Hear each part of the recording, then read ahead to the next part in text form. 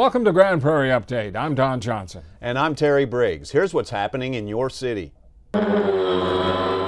Construction is starting on a new retail destination in Grand Prairie at State Highway 161 and Mayfield Road. IKEA is building a 290,000 square foot store on this 30-acre site. IKEA Grand Prairie will feature thousands of exclusively designed items, 50 room settings, 3 model home interiors, a supervised children's play area, and a large restaurant. It will employ 300 workers. 3, 2, 1, shovel! At a groundbreaking ceremony Tuesday, officials talked about the impact of the new business. There's 300 developable acres adjacent to this site. Listen to this fact. There's 1,600 acres within a 1-mile radius. Developable acres. That's what I'm excited about. Of course I'm excited about IKEA, but the things that are going to follow it, the restaurants, the retail that we so badly need here in Grand Prairie in the southern sector. We look forward to hiring from the local community, becoming a long-term partner here in Grand Prairie, which is very important to us, contributing to the dynamic vitality and vision for that 161 corridor. It's going to be very exciting. This will be the second Metroplex location and the 4th in Texas for the Swedish home furnishings giant. If everything goes as planned, IKEA Grand Prairie will be open in the fall of 2017. Early voting locations, 2 acres Central Park. The city wants to sell 24 acres of the park along the frontage road of State Highway 161. According to the city, selling the land will create more opportunity for retail, restaurant, and hotel development. Since developers will not usually build on land they do not own, the city proposes selling the property to attract developers. State law requires voters approve the sale, so that website at gptx.org. Season 28, can you go $2,900, $2,900, $2,900, $2,800, one time, $2,900, now 3. Scaring up money for a great cause during Halloween week turns out to be a great formula again for one Grand Prairie charity organization. Sold it for $850. It's the 21st annual Little Lunch of Horrors, hosted by the Children First Counseling Center, an agency whose mission is to end child abuse and family violence through counseling and therapy.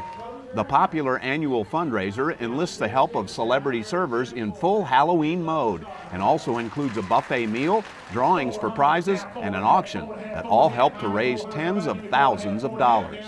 This event is so important. First of all, it lets the community know about us. They get to come out and have fun, but they find out how great the need is, and they find out how much healing has happened because Children First exists and because they support it. And so it brings a lot of people together, a lot of talented people come together to help us for free, and it's an amazing thing. It really lets the community know what we're about, and it raises money on top of it. To learn more about Children First, log on to Cause Come Together as the Grand Prairie Farmers Market hosts the Impact Red Ribbon Carnival. It's held to kick off National Red Ribbon Week, sponsored by Impact Grand Prairie, the city's youth drug and alcohol prevention program. Do you want one? Red ribbons and bracelets are passed out to be worn as a symbol of unity against the use of illegal substances. There are also games, crafts, food, and entertainment by students from the GPISD. This week is basically to bring awareness to students, parents, and the community about how decisions around drugs and alcohol can not only affect you, but others as well. Red Ribbon Week is observed during the final week of October. It's mosquito season, and that means the threat of Zika, chikungunya, and West Nile virus. The city of Grand Prairie is attacking the mosquito threat with a strategy called Fight the Bite. Here's how it works. Mosquitoes breed in standing water, so places that collect water are constantly monitored and treated with larvicide as needed. Abandoned pools are also checked and, if necessary, treated to kill larvae. The next day, the traps are emptied and the specimens are sent to a local lab to be tested for disease. Within 48 hours, the city is notified about positive samples, informs the public, and takes action. If Zika or CHIKV is found in a sample or there is a confirmed human case, a thermal insecticide fogger and a ground sprayer will be used to treat the property where the trap was set or the victim lives. The infection site and nearby properties will also be inspected for breeding sources that will be treated with insecticide. A truck-mounted sprayer will then apply insecticide. They're probably born in that yard or in the yard next door. They don't travel far. They usually breed, live, and die within that 100. Spraying in the neighborhood where the sample was trapped or the victim lives. Grand Prairie residents can do their part to fight the bite by following the 4 Ds. Use mosquito spray with DEET when you're outdoors, day or night. Wear long sleeves and pants when you're outdoors. Drain standing water around your home. Avoid being outside at dusk or dawn when mosquitoes are most active.